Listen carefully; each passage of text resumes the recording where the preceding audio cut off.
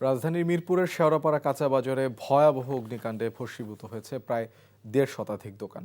গত মধ্যরাতের পর আগুন লাগার খবর পেয়ে ফায়ার সার্ভিসের ৮টি ইউনিটের প্রায় ১ ঘন্টার চেষ্টায় আগুন নিয়ন্ত্রণে আসে। তাৎক্ষণিকভাবে আগুনের কারণ ও ক্ষয়ক্ষতির পরিমাণ সম্পর্কে জানা যায়নি। অগ্নিকাণ্ডে হতাহতের কোনো খবর পাওয়া যায়নি বলে জানায় ফায়ার সার্ভিস। আবির আহমেদের রিপোর্ট।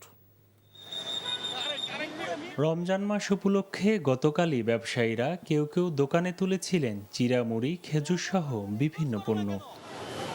আগুনে পুড়ে এখন সব শেষ। ব্যবসায়ীরা উদ্ধার করতে পারেনি ক্যাশবক্সে রাখা দলিল আর নগদ টাকাটুকু।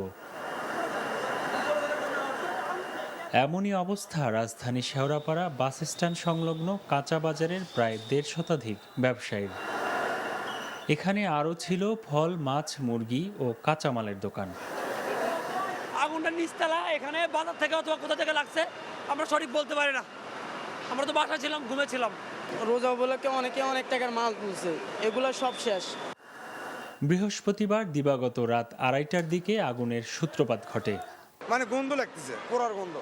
পাইপ ফাইলে যেতে যাচ্ছে, এসে দেখি যে ওই ব্যাপারীর দোকানে, চিড়ের মুড়ির দোকানে মুড়ি আর চিড়ে ফুটতেছে আর ধোঁয়া বাড়াচ্ছে। তা রমজানের মাস, মানুষ হিউজ লেভেলে মাল আনছে, হিউজ লেভেলে টাকা পয়সা ইনভেস্ট করছে।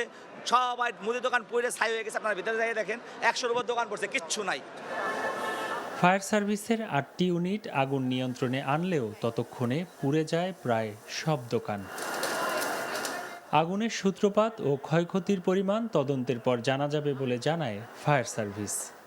আগুনের সূত্রপাত কিভাবে হয়েছে এখনো তা জানা যায়নি। অনেক সময় ইলেকট্রিসিটি বা অসাবধানতায় সিগারেটের থেকে অথবা মশার কয়েল এগুলি থেকে আগুন ধরতে পারে। আবির আহমেদ, এনটিভি নিউজ, ঢাকা।